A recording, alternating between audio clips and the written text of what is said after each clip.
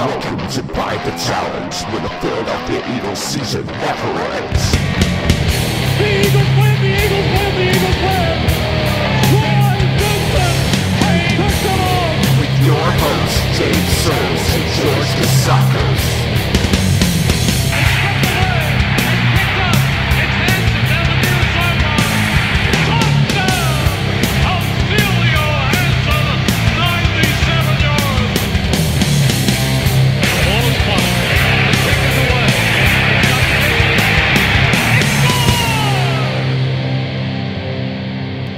Finally, the wait is over.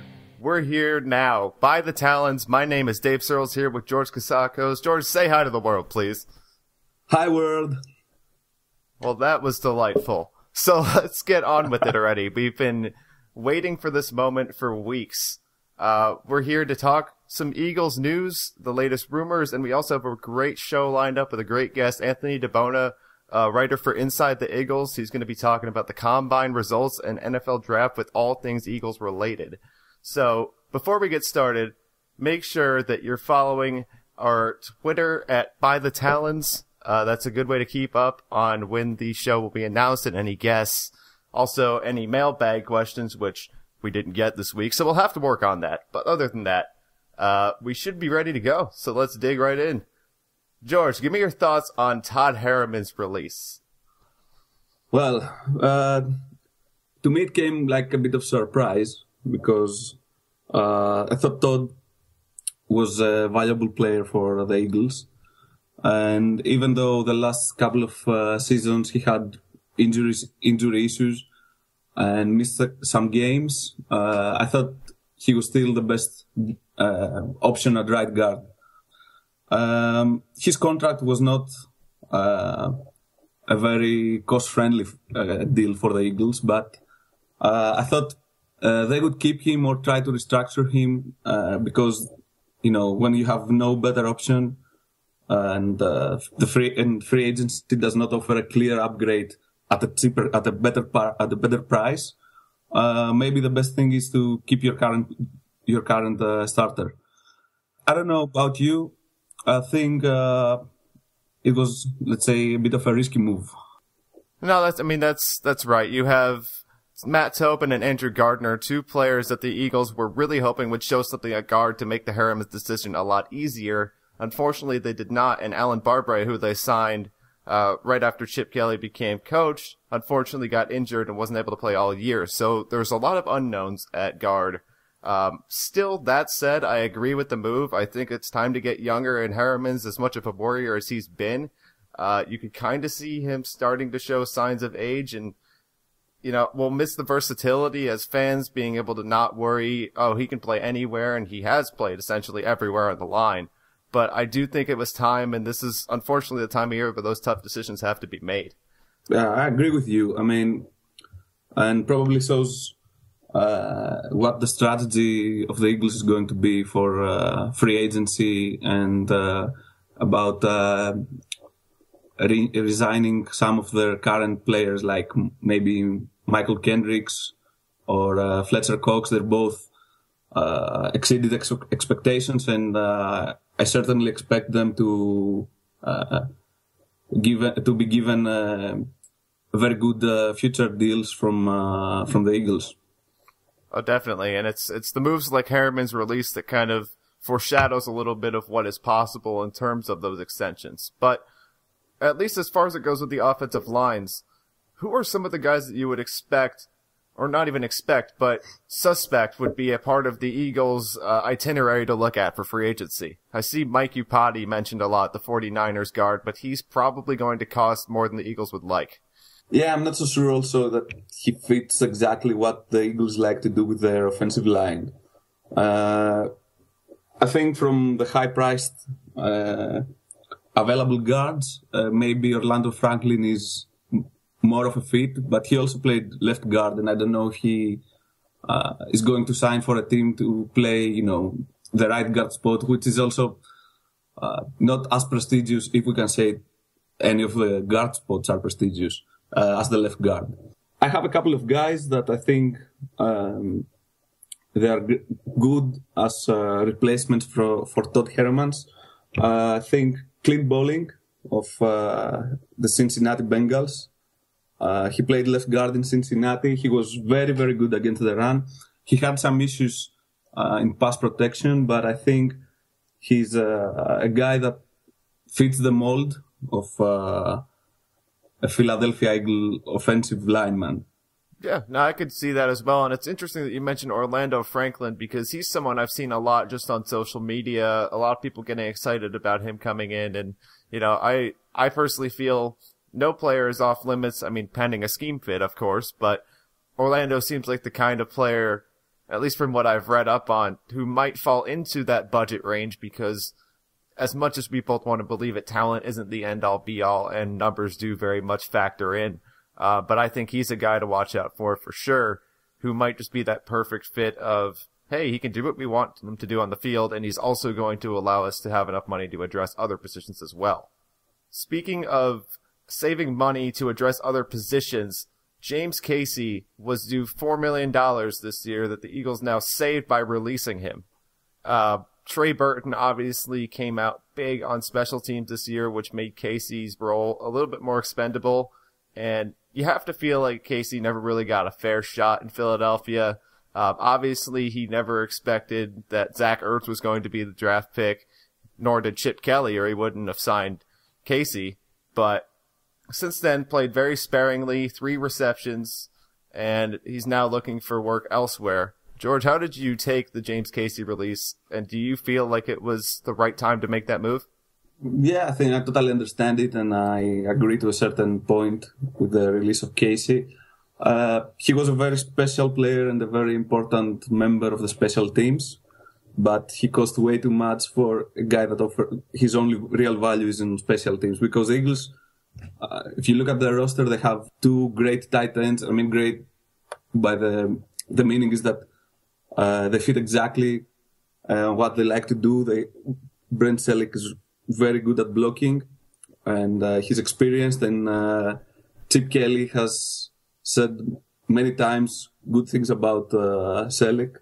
And Zach Ertz, on the other hand, he's very young. He's very good as a receiver. He can still improve and be one of the best tight ends in the league in the near future. So there was really no room for Casey, especially with the deal he was signed on. Yeah, there's a certain point where character is great, you know, locker room leadership and all of the qualities that you look for off the field are perfect. But at some point, and this was the case with Casey's numbers, you have to be able to justify the salary at some point. And if he's not going to get on the field, if special teams is what you're good at, there's definitely a place for that in the NFL. But there's not a $4 million place for that. And so while it's definitely a shame to see him go, it was absolutely the right time to make that move. Exactly. And since you mentioned about, you know, having a place to be in the NFL, Casey has drawn a lot of interest from many, many teams around the league. The Broncos are interested, the Jacksonville Jaguars are interested, the Bengals, and I also think the Redskins asked him to visit with them. It wouldn't even surprise me, and this is pure speculation, but talking to my good friend who's a diehard New York Giants fan and the uncertainty of Larry Donnell, James Casey was a player that he was really excited about. So it wouldn't even surprise me if the Donnell situation doesn't work out, see James Casey kind of try to latch on with the Giants, because frankly, I could see him excelling in that offense. He seems like exactly the kind of tight end that the Giants want, at least the Giants fans, because they have not had stability since Jeremy Shockey, or even Kevin Boss, I guess you could say. But be that as it may, Casey, you know, to sum it all up, he's not going to have 1 or 2 options. He's going to get his pick of the litter from a good amount of teams. And, you know, I actually don't doubt that he'll succeed wherever he ends up going. Yeah, I agree. I agree with you totally. He's a player that I like to call, you know, a Swiss knife player. You can use him in many ways. He can play tight end. He can play fullback. He can even carry the ball. He's also very good in special teams. We said that before. I think he will find a new team and he will find a role that suits him better than the one he had with the Eagles. As minimal the role as that was. George, we've been nice and playful and getting along with each other up to this point, so I think it's the perfect time to put a wedge in that. Let's talk about the quarterback situation, because it's been one of the most divisive topics across all of Eagles fans this entire offseason so far, and even prior to the offseason starting. Obviously, there's Nick Foles, he is a year removed from being the Pro Bowl MVP. We all know his 27-2 stat line. But for some reason, he's not good enough, not only just for Eagles fans, but the rumor being good enough for Chip Kelly, and obviously Marcus Mariota being the prime candidate in off-season rumors to go up and replace Foles. So where do we even begin? Because it's kind of become a mess. Whew, that's really good question and really hard to answer. It seems like from what we've been hearing and reading the last few days that the Eagles are really interested in trading up for Mariota, and Nick Foles appears to be on the outside looking in as when we talk about the starting QB spot for the Eagles. But at this point, I think it's all speculation, and even if Mariota clearly is a better fit, we can't really say that it's definitely an upgrade on the position. Mariota has certain question marks that come with him, and I don't know if it's guaranteed that he will be a better player. And judging by how much the Eagles have to give to be able to draft him, I think there is a very good question that right now nobody can have that answer.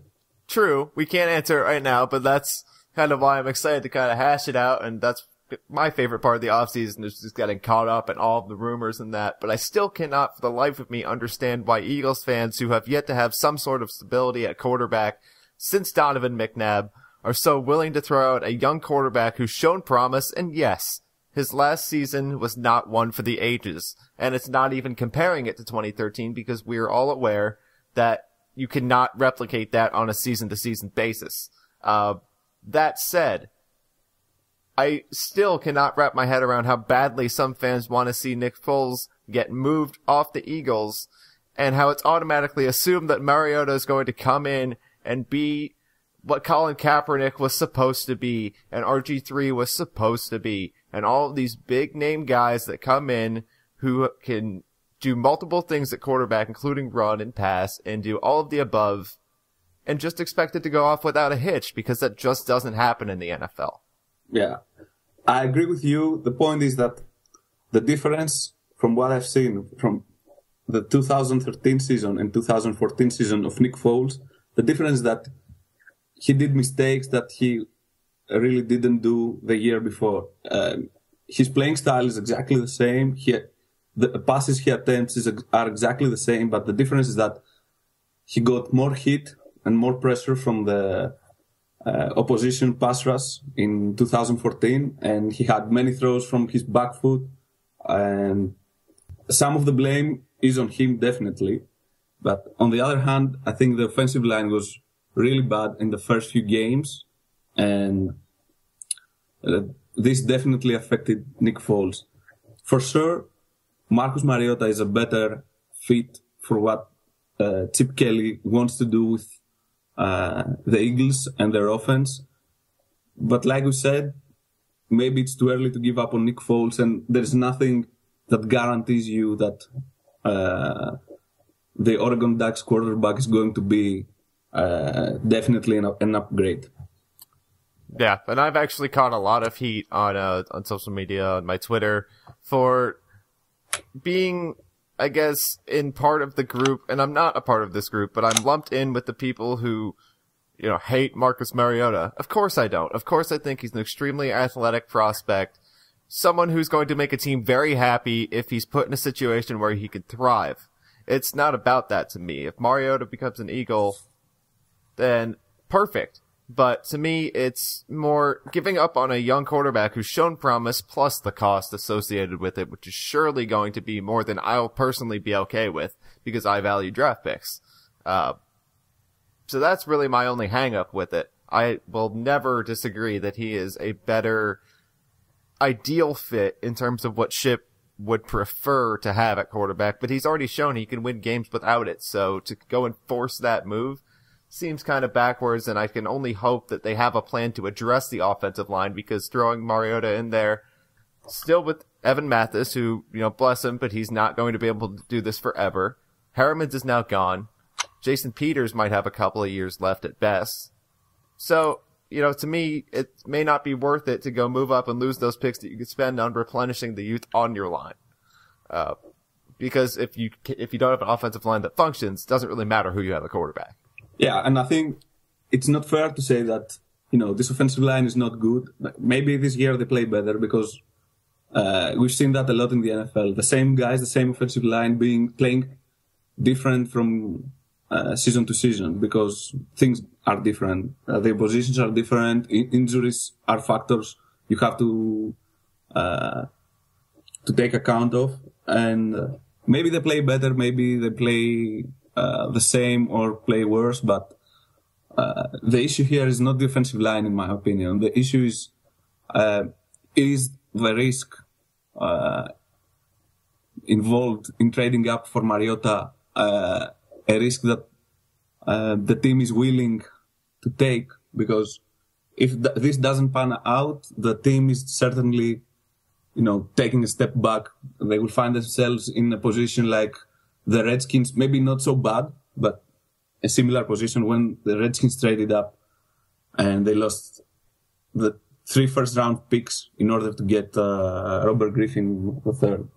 I think this is the question, and it's not about being, a Mariota hater, but it's about questioning if this move is not the right or the wrong, but it's exactly. It's weighing the cost of the transaction as opposed to the rewards. If you think Mariota's the guy who can win Super Bowls after Super Bowls for years and years and years, make the trade. And I'm sure that's what Washington thought when they got Griffin.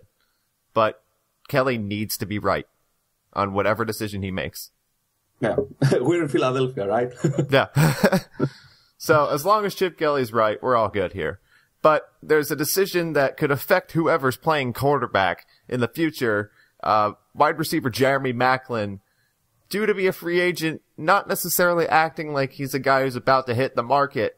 There's some rumors going around that there might be an extension coming very soon. But also with the franchise tag deadline coming up next week, he might just get tagged if there isn't a deal in place. What would you do with Jeremy Maclin right now, and how do you feel the situation is going to unfold? Well, I think the best option right now is the franchise tag.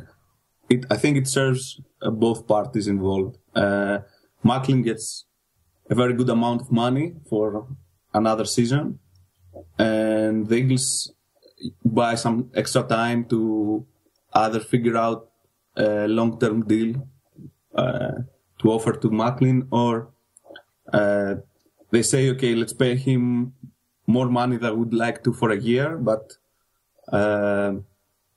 also take out the risk that if he gets injured again or he regresses, because Maclin had a very good season in 2014. Hopefully he is able to perform the same way next season and maybe the season after this one. But we have to take into account that so far in his career he had many injuries. And that's not even a pro problem either. It's talking going back to his time at Mizzou. Yeah, we don't know how it's going to play out in the future. So I think the franchise tag right now protects both parties involved. Yeah, and I'd have to agree, just because the main thing to take away, in my opinion, is that just because he's given the franchise tag does not mean that he has to sign the franchise tag, and all it would be is essentially a holding pattern, giving the Eagles more time to work out a deal. I'm completely in favor of that. I think, personally, I was proven wrong this year by Jeremy Maclin. I wasn't really sure if the 1-year deal was worth it, and of course now we all see that Riley Cooper was the deal that may not have been worth it. But Maclin has shown that when healthy, which to me is still a very valid asterisk type association, when healthy, he could be one of the top receivers in the league. And I think the Eagles are at a point now where they're going to have so many moving parts this offseason, they cannot afford to lose Macklin, of course, unless in some extremely unlikely fashion, which is not happening, Demaryius Thomas hits the market, things like that. So realistically, the Eagles are not in a position where they can afford to lose Macklin at all. So yeah, the tag is the most quick and painless way to make sure that even if it doesn't happen right away, he will suit up for the Eagles in 2015. Now that we got the current news out of the way, and our little rumor roundup here, as I said in the beginning, we were hoping to do a mailbag, and we're going to have to work on that because we got a whopping 0 questions. So I appreciate all the participation and love, but we'll get there someday. Definitely. Next up, we're going to be talking to Anthony DiBona of Inside the Iggles. Great writer, does a lot of fantastic draft profiles. We're going to be talking to him about just who exactly we should be looking out for following the combine. Players you should get familiar with, players that you should probably start imagining in Eagles uniforms, and also some just general draft questions. Anthony has been absolutely killing it this offseason. He's one of the latest additions to the Inside the Eagles staff writer squad, and I'm really happy to have him aboard. He's one of the up-and-coming writers on the web. Absolutely. And you could follow Anthony, which you should be doing already, so shame on you. But if you're not, at Anthony DiBona, we will have it in the description of the podcast. So with that, let's talk to Anthony. Finally, the moment we've all been waiting for in By The Talons debut episode. We're here talking to Anthony DiBona from Inside the Iggles. Anthony, welcome, and thank you for being our first ever guest. Let's talk about your work at Inside the Iggles real quick. How long have you been on that site? It's been a couple of months. Thank you for having me on in the first place. It's a great honor. I really appreciate it. But yeah, it's been a few months. I contacted the editor to try and get on, and luckily they took me in with open arms, and it's been on and running ever since. So you've actually done a lot of cool things in your short time on the site, including but not limited to your draft profiles, which have had probably my favorite part of it being the interviews with the actual prospects. What has that process been like, getting a hold of these prospects and talking to them about the biggest couple months of their lives, draft season? I mean, it's an honor. It's like, this is what I dreamed about when I went to school for journalism, and actually being able to speak to these guys coming out of college, and they could even potentially be Eagles one day. It's pretty cool to think about. Yeah. I mean, I'm sure they're all really cool, and, this isn't a matter of favoritism or anything, but was there one interview that stood out? Like, wow, I'm talking to this person yet. I know you've talked to Brandon Bridge, Wes Saxton, Steven Nelson, So it had to be Steven Nelson, because, I mean, he seemed the most genuine out of all of them, and seemed like he really, wanted it. He had a little bit of, a swagger to him on the phone. When I told him, people think he's strictly limited to the slot, he's like, well, that's just, their opinion, and nothing I can do to change that, but I'm a ball player. He seemed the most genuine about it. Didn't seem scripted or anything. He's got some Samuel in him. Yes. So not too much, though, so it's good balance. Yeah, you definitely need to balance it out. So, as far as your draft profiles go, how long have you been doing those? Because I know that you've done some guest work in the past for sites like Bleeding Green Nation. How long has this been something that you've been doing? I mean, I've always been interested in the draft. My older brother used to get the draft magazines. And, I've noticed now that those aren't, the most up-to-date things. But they give you, a good grasp of prospects and their strengths and weaknesses. But, once I started to get on Twitter and, follow other people and really branch out, that's when I really started getting into it. But in terms of evaluating players on my own and writing draft profiles, that started last year. I wrote a couple fan posts for Bleeding Green Nation. Now, this is a question that I kind of want us all to talk about, because we all kind of studied the draft to, varying degrees. Anthony, I'd say that right now you're probably the most in tune with the entire class out of all three of us. But let's talk general scope for a second. In terms of evaluating players and putting your stamp on it and saying, this guy is going to be really good, somebody who people may not have suspected. Obviously, you don't get any sort of trophy for saying Andrew Luck's going to be good. But who was your biggest hit in terms of going, this is my guy, I think he's going to do great things? In terms of just strictly on the field, I was like in love with Kiko Alonso. And like, I feel like everybody wrote him off because of the off the field issues. He had a DUI, got suspended for it. But in terms of strictly on the field, there hasn't been a player that I really liked as much as I did Kiko Alonso. Very fair. George, what about you? Well, tough question. I think I'll go with Odell Beckham for sure.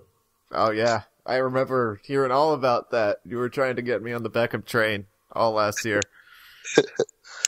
Definitely a big victory. My personal big win, and I felt so strongly that he should be a first-round pick of the Eagles prior to his final season. Vontae's perfect. I was absolutely positive that whoever got him was going to get a hell of a linebacker, and sitting there screaming in the 7th round, take him, getting Bryce Brown, and then praying undrafted free agency would come, and of course the Bengals scooped him up because that was probably the most Bengals move they could have made, signed the question mark linebacker, and of course it worked out. So that's my biggest hit. But my biggest miss, I am positive that I have no idea because there are so many. Everybody has them, don't worry. Yeah. Dre Kirkpatrick was someone that I thought was going to light it up a lot quicker than he did, another Bengal. George, who's the guy that you put your stake on and just now you look like a complete fool? Well, I've only been involved in the draft evaluating process only for the last 2 years, so I expected much more from Darquise Dennard of the Bengals right now. And I don't know if it's a big miss yet because he was injured last year for some games and he didn't have the chance to play. But so far, I think he's the most disappointing miss from me. All right, what about you, ADB? I gotta go with someone that's not on the Bengals. So a little bit unlike finally you we get guys. some NFL wide action here. But EJ Manuel. So I really like him, and that hasn't worked out, as everybody can tell. I mean, he's been treated pretty terribly by the Bills with being yanked in and out of the lineup and dealing with injuries and stuff, but he certainly hasn't lived up to where he was drafted. Yeah, just out of curiosity, because this is another player that a lot of people missed on.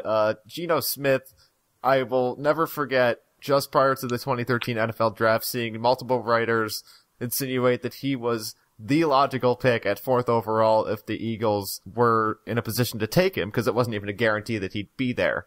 How do you see him, and was that sort of potential missed evaluation in terms of him being a 2nd-round pick? Like, has he gotten a fair shot, or is it more of just, oh, it's the Jets and they made a mistake and we're just going to keep making mistakes and the circle of life continues? Well, it's the Jets and Rex Ryan with quarterbacks. It's never going to work out well. It feels like it's a Ryan thing in general, honestly. Yeah. But I don't think he's really been surrounded by a lot of talent until this past year, if you consider Eric Decker and Percy Harvin talent. But once they surround him with enough pieces, I think he can do well, especially with an actual good quarterback coach or offense coordinator, some continuity. But right, he's been thrown into the fire, and I think he's dealt reasonably well with it. He gets a lot of flack, but he's decent.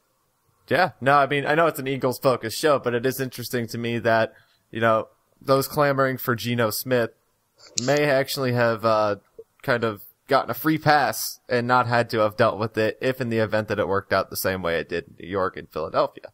But back to your actual profiles and your prospect evaluations, because I'm very curious. What exactly do you look for to determine who is a great fit? Is it all about film, or is there some parts from the combine that matter? How do you dissect what is and what is not important when evaluating? In terms of the combine and stuff like that, and then even watching film, it really depends on the position. But something that the combine that a lot of people I feel like just completely disregard is the actual interviews with the media, the big group of media, not obviously the personal interviews with teams.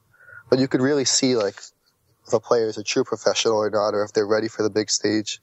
For example, Brett Hundley, his interview was like one of the best I've ever seen. He's just had like a great answer for each question and really seemed professional. Some guys, you hear them go, like they don't really seem prepared for it, which could be their agency because they do the training and stuff for the media. But Brett Hundley's always seemed to have like a level head in media. But in terms of just film, for example, at cornerback, if you want to see where a guy, like where he's best in terms of where he lines up off the ball, off the line, press, etc. Like if someone, for example, Kerry Williams, as all Eagles fans know, he's lined up like 10 yards off the ball most of the time. And he doesn't have the closing speed to really break on slant routes, which have killed the Eagles for the past 2 years. But a player like Jalen Collins or Trey Waynes, they have the speed to attack off, even if they're lined up off the ball. So that's something you look for. And then like turning their hips at the combine in those drills. If someone's not fluid like Darqueze Dennard wasn't last year, he was falling over his own feet. But if someone's fluid and they could turn and run, that's what you really look for at quarterback. Yeah, and you mentioned Trey Waynes. I mean, I had sort of a heartbreaking moment watching the combine, seeing his speed, and just then coming to the realization that there's a very low chance that he's around at 20th overall. Not my finest moment, but life will go on. Prior to the combine, you had some rankings for top 10 prospects at every position.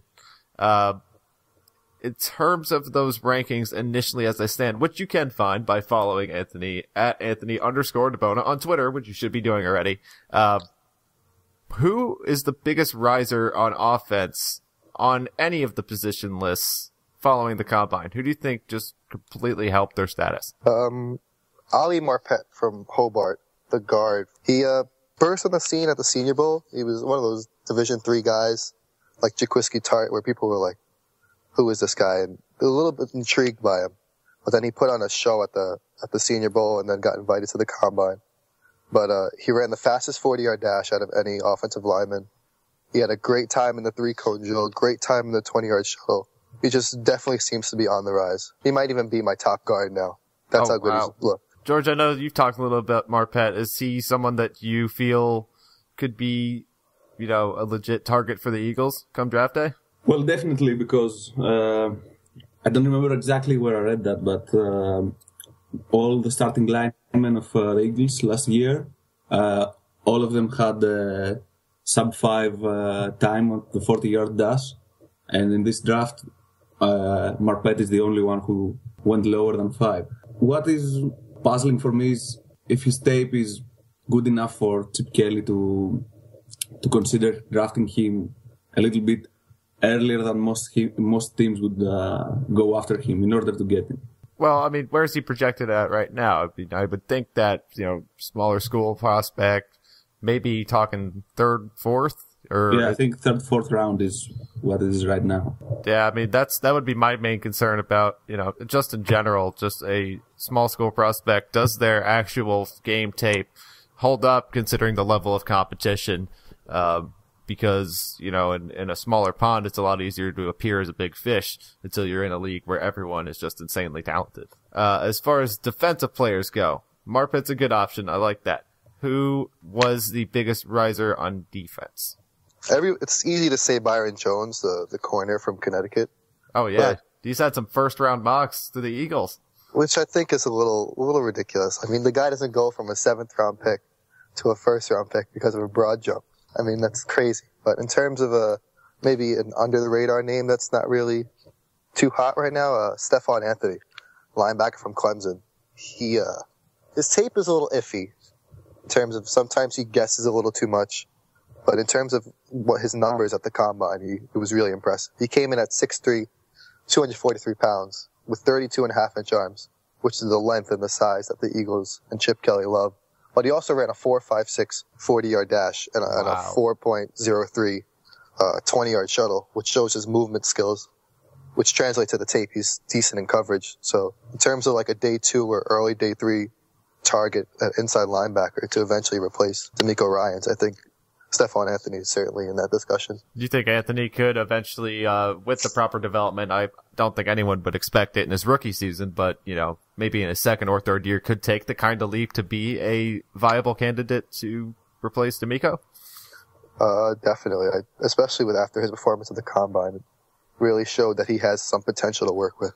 Yeah. Well, those were two risers, two guys who definitely helped their stock, and I agree that Byron Jones might be a little bit of a easy pick, but how many times do you need to broad jump on the field? Exactly. Yeah, so as far as players who definitely did not help their stock, let's start on offense.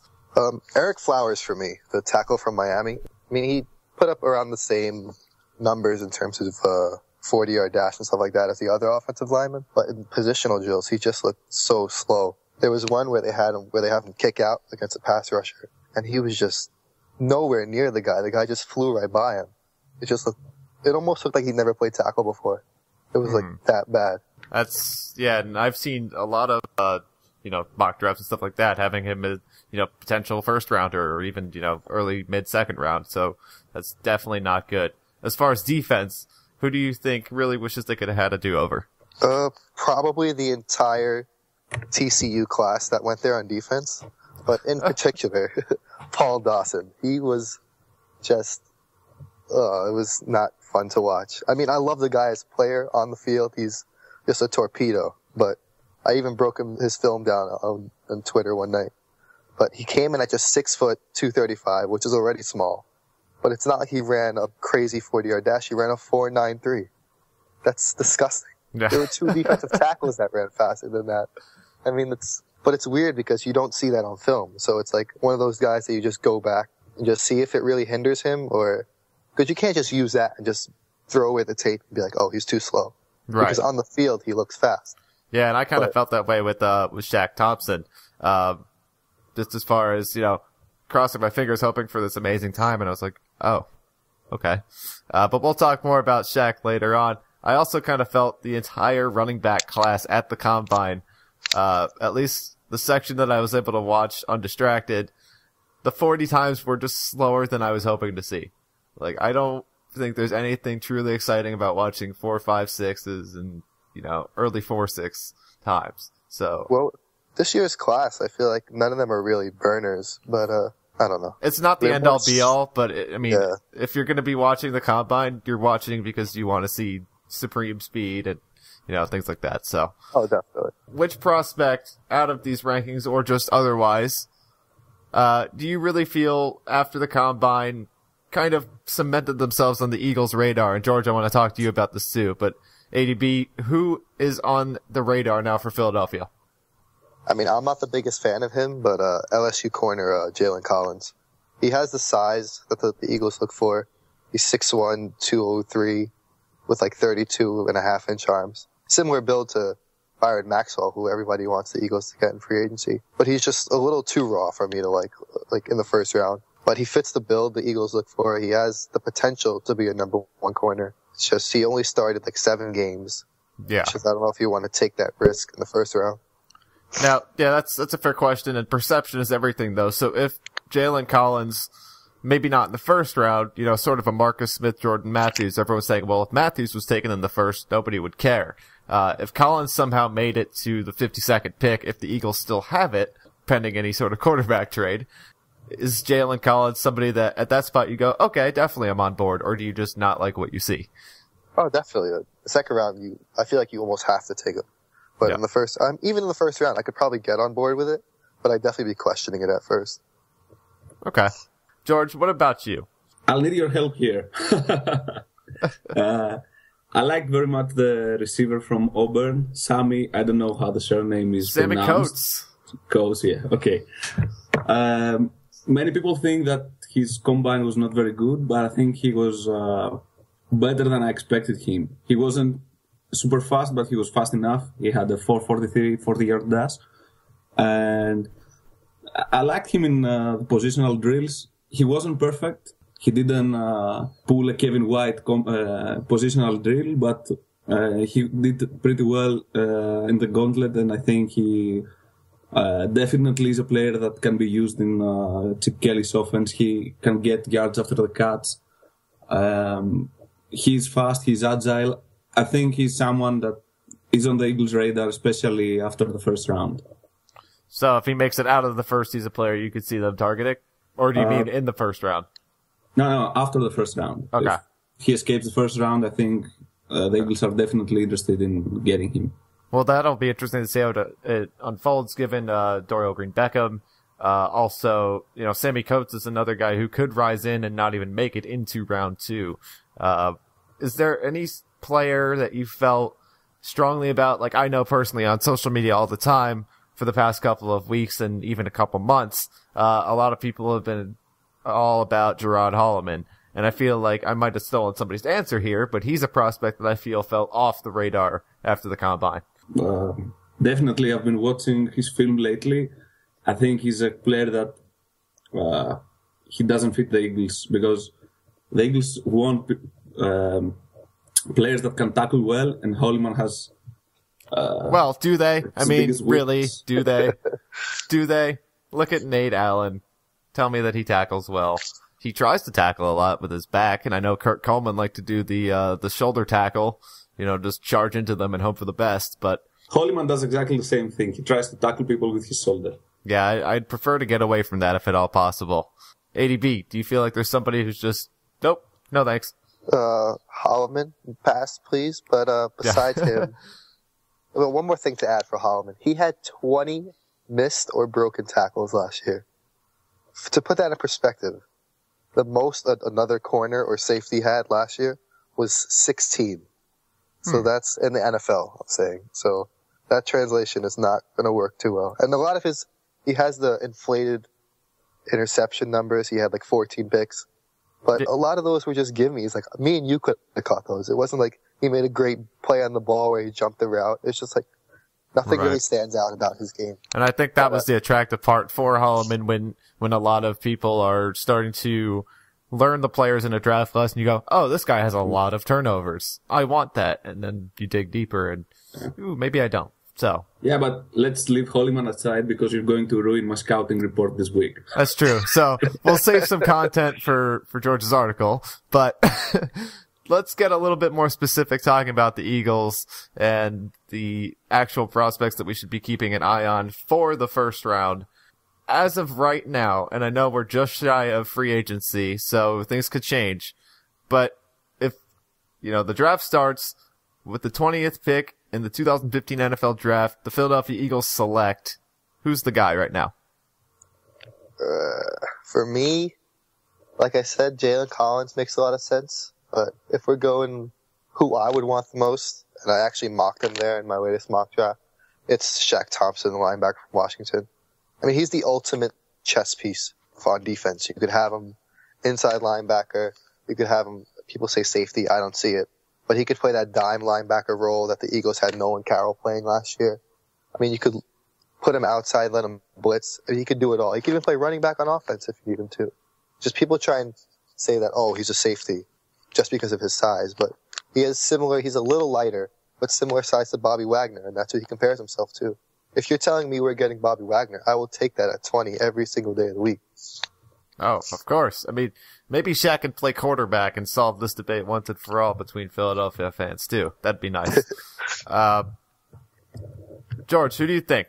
Right now, if the draft was tonight, who's the draft pick? Yeah, I'll go with Shaq Thompson, too. I think I had a mock draft recently published on another website I write for, a Greek website that is about the NFL, and the way the mock draft went on, Shaq Thompson was the best option, unless Trey Waynes is there, which I don't see it happening. Assuming that the Eagles won't trade up, I think Shaq Thompson is a player that offers the versatility that Kelly likes, and I totally agree with Anthony. He's a player that I can really see him playing in the midnight green jersey. Sounds good to me, but I want to do a little bit of role-playing here, and it's not weird or anything, but pretend I've never watched college football before. I've never heard of any of these prospects except for looking at Google and seeing their pictures. Tell me why Quentin Rollins, the cornerback from Miami, Ohio, is a player that I should be excited about compared to other top cornerback prospects such as, Trey Waynes or even Marcus Peters. What about Quentin Rollins makes him worthy of being in that discussion for the 20th overall pick, like I have seen him in some Philadelphia mock drafts? Well, I'm a lot higher on Quentin Rollins than most people are. It's just in terms of the athlete that he is, I know his combine numbers weren't that impressive, but on the field, he's just like a pleasure to watch. At the Senior Bowl, he put on a show. He had a very good pick in the actual game, and he was doing a great job all week in practice against Sammy Coates and receivers like that, and showed he can keep up with them fine. But for those that don't know, he was actually a 4-year basketball player at Miami of Ohio, and then used his last year of eligibility to switch over and play football, which he hadn't played since high school. And I don't even think he played cornerback in high school. I think he played running back and safety or something like that. But for the 1 year he played in college, he had 72 tackles, 7 interceptions, and was named the MAC Defensive Player of the Year. I mean, his ball skills are probably the top in the draft, which is something Eagles fans aren't used to. But he actually turns his head around, looks for the ball, and catches it with his hands. It's unbelievable. Get out of here. I know, it sounds crazy, right? You've sold me already.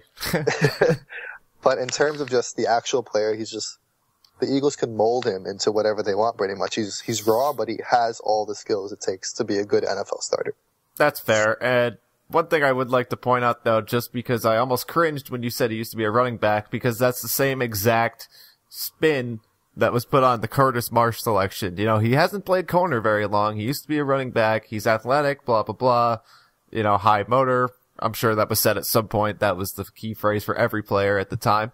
Why should I not immediately jump to the conclusions that, oh, of course the Eagles are going to go take another, you know, very high-risk player in terms of lack of experience. We all know what happened with Danny Watkins, Curtis Marsh, another example, probably more pertinent due to position. Are we at least acknowledging that risk exists, or do you feel like he's just a much safer option? I mean, I don't think he's nearly as risky as those players were. He has a full year of starting, and it was at a very high level. It's not like he didn't play well where he only had one pick and barely saw the field. He saw the field, and he was pretty elite. I mean, he was named Defensive Player of the Year in his conference. True. But true. I think the same risk taking Jalen Collins is the same risk you would take taking Quentin Rollins. I mean, I know it rhymes. I sound like a rapper right now, but that's two very players you can compare very well. Both are raw. Both have limited experience, but both can be number 1 corners at the next level eventually. Very fair. So let's play another game. We're all Chip Kelly, the complete guru of all things decision-making in the war room in the NFL draft. Here's the choices. Tell me which one that you would do. This is involving the quarterback situation, which is such a hot topic right now. So many possibilities, and unfortunately a lot of time, or maybe not, until we have answers. First option, do you make a trade up for Marcus Mariota? Second option, do you take a maybe less sexy, but still a high pick developmental quarterback like a Brett Hundley or Bryce Petty in the 2nd or 3rd round?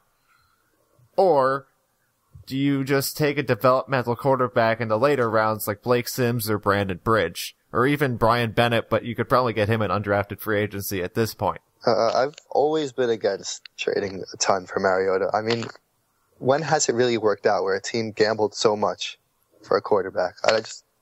I know the fit sounds perfect and everything, but everybody's making it seem like it's a guaranteed thing that Mariota's going to come in, throw for 4,000 yards, rush for 1,000, lead the Eagles to double-digit wins.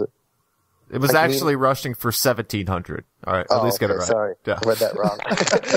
But, I mean, it just seems like everybody's so sure that Mariota's going to be the guy and, like, everything's going to be perfect. But there's so much that can go wrong. I'd rather just keep the picks you have, go with what you have, and I've always been a fan of Brett Hundley. I say gut him in the 2nd if he's there, which I doubt is actually going to happen now after his combine and his interviews. Mm-hmm.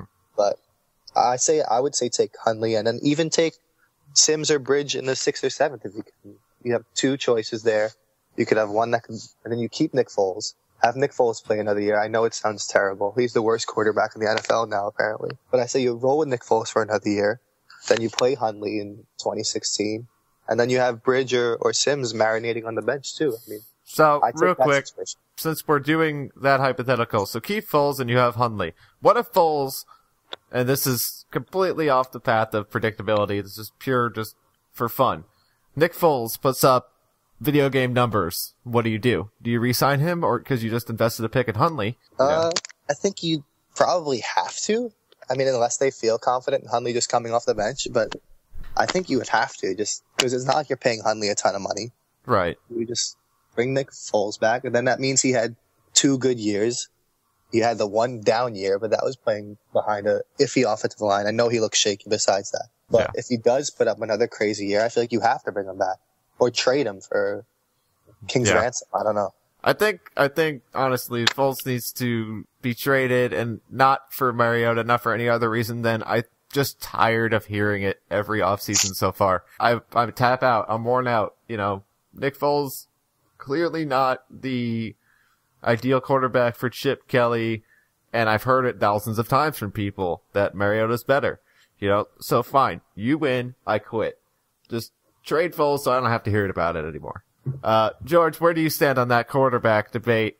I know we talked about it a little bit earlier as far as the Mariota situation, but if you could choose, where should the Eagles address quarterback? I think the first thing we need to do is to rename the podcast the Mariota Haters, because I already see those comments coming. And it's important. I do think it is important because it seems like a common theme is that if you're not in favor of the Mariota trade, it means that you must hate Marcus Mariota. When I think all of us appreciate his talent, it's just the cost does not justify the end result to us at this time. At least I think that's where we all stand. I don't think any of us dislike Mariota as a prospect. Exactly. But since you asked, I think the option I would take right now is to get the guy in the later rounds. I'm not a big fan of Handley or Petty. And since we talked about the trade, who would you take in the later rounds? Would you want a guy like Brandon Bridge or Blake Sims? Well, I don't know if someone is closer to what the Eagles would like, but I think Cody Fajardo could be a guy that looks more like Colin Kaepernick, like we said before, who can be a dual threat and is a developmental guy. Yeah. So our last bit about the draft here, let's just stake our claim as far as things that definitely will not happen if things go right. Name one position that you would be shocked if the Eagles addressed, and not necessarily in a positive way, but it doesn't have to be negative. One position that you'd be shocked if the Eagles addressed in the top 3 rounds, not including special teams. I'd have to go defensive line. Just anywhere, just end, tackle, like the whole thing. The whole thing, because I feel like they're set pretty much everywhere. I mean, you have Benny Logan and Bo Allen at the nose. And you have Fletcher Cox, Cedric Thornton, Vinnie Curry. I mean, even Taylor Hart. Who knows what's going to happen with him this year if he's actually going to see the field. Yeah. But, I feel like they're pretty set there. I'd be pretty disappointed if they addressed that position in the first 3 rounds. So good to know you're not on the Eric Armstead train. I really like him, but I agree that it's not something that they need to go out of their way for. George, what about you? It's about the top 3 rounds, right? Not top 2. just the first, second, and third round. I'd say defensive line too, but since Anthony said that, I'll go with tight end. I think they're set at tight end. They might add somebody, but it won't be so early. Yeah, and I mean, you guys took the 2 answers, so I can't say kicker or punter, so I guess I'll just say fullback. No, honestly, it would really, really surprise me to see excessive force used on wide receiver, and I do think you could see one in the top 3, but I do think that there's also a fair case to say that they might be content adding another, later round player as opposed to going up and just addressing it, because pending the Macklin contract situation, I know everyone can't wait to get Riley Cooper out of town, but with Matthews and Huff in the wings, maybe you just add another developmental guy as opposed to a top pick. I also agree that wide receiver is the least likely to not be addressed out of the other positions, but that's what I get for picking third. So now, just for fun, Anthony, since you're our first guest here, we want to just do some word association, just some basic terms, and you have not seen these before, so making sure that the reactions are genuine. Nothing too crazy, though. You should be all right. So let's just start. Chip Kelly. Best coach in the NFL. There we go. That's what I love. Marcus Mariota. No thanks. Byron Maxwell. $8 million or less, and I'll take him. All right. Des Bryant. One of the best receivers in the league. Gets way too much flack for stuff off the field. I would take him on the Eagles in a heartbeat. Wow. Fletcher Cox. Pro Bowl snug. Hashtag Eagles Twitter. What do you think about the Eagles Twitter fan base? A bit crazy at times, but they're the gems out there, like all of us. That's very true. We are pretty awesome. Kerry Williams. He's coming back. And last but not least, Earl Thomas. Brandon Graham. There we go. Hashtag never forget. Well, Anthony, we really want to thank you for taking time out of your day to talk to us. And, we're really excited to see how this offseason unfolds in terms of the draft. And I think you've definitely made your case for Shaq Thompson and as well as Quentin Rollins. So if they get either of those guys now, I'm very happy thanks to you. And keep up the great work at Inside the Iggles. And also to everyone listening, make sure you follow this guy at Anthony_DiBona. We'll have it in the description.